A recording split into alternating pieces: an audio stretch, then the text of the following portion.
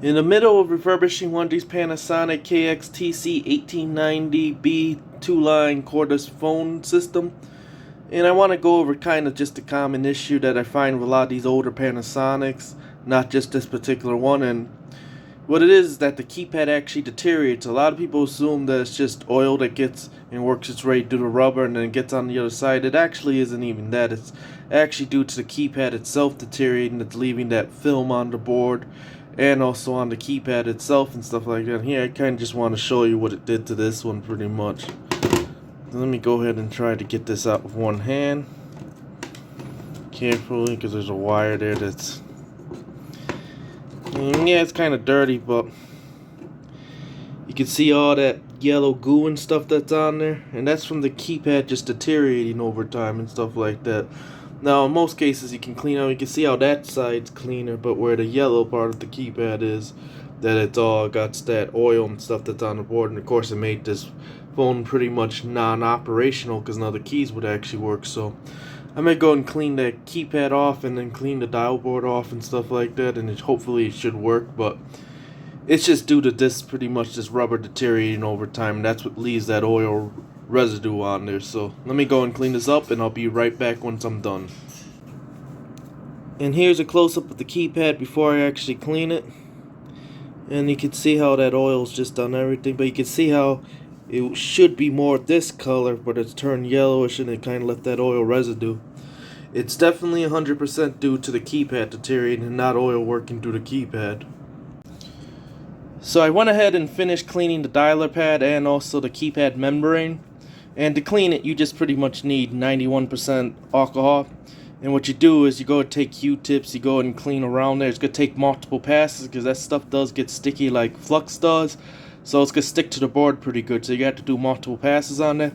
As far as the keypad membrane goes, what you do is you wash this in soap and water and warm water. Then that oily substance come off. You have to do it about a couple times. Once you do that, you go and dry it off. And then you take your 91% alcohol and you clean each of these carbon contacts. You got to do each one individually. And you're going to have to do multiple passes, because the first pass it's not going to be as sensitive because that oil actually works into the carbon. So you got to take that top layer off pretty much. And then you're going to have to test to see how sensitive it is, which is what I'm going to go and show you right now.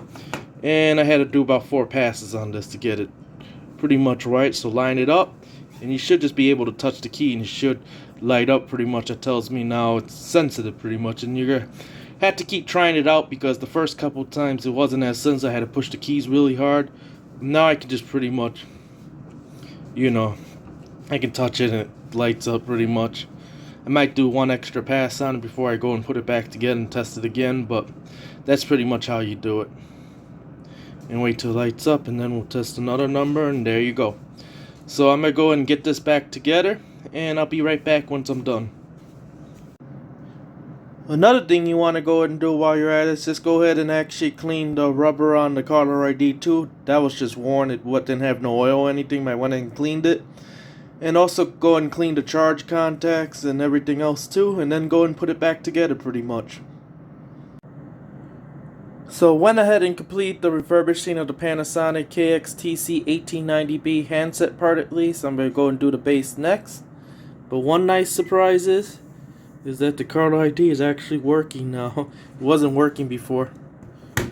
And then, here you go. And you can see how sensitive that is. So, it's working now. I'm going to go and do the base next, and I'll be right back once I get the base apart. Here's an inside look at the base before I completely tear it apart. I just want to show you the quality and how stuff was built back then instead of now. You actually got a connector on the charge contact, so they wear out, you can just replace it. And also the radio module is actually a module. Pretty nice actually. So I'm going to go and tear this completely apart, clean the keypad and everything else like that, and I'll put it back together and hopefully she'll still work. So went ahead and refurbished this Panasonic KX-TC1890B two-line phone. I went ahead and fully rebuilt the handset and also the base. So I'm going to go and do a quick demonstration of it. Okay.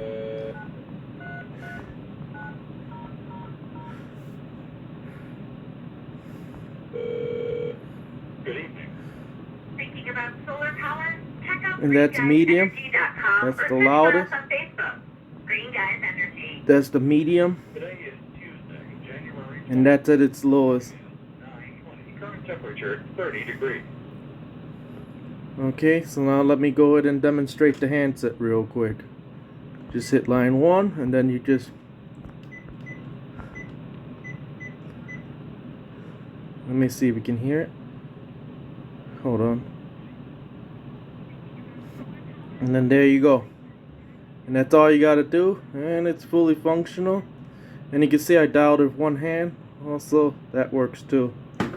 So the set's fully functional. So that's all you have to do, is you pretty much have to go over the keypad membrane and go ahead and just go and clean all the contacts and stuff, like get that gunk off and stuff, and then clean all the contacts and stuff, install a new battery, and it's fully functional. So this concludes the video.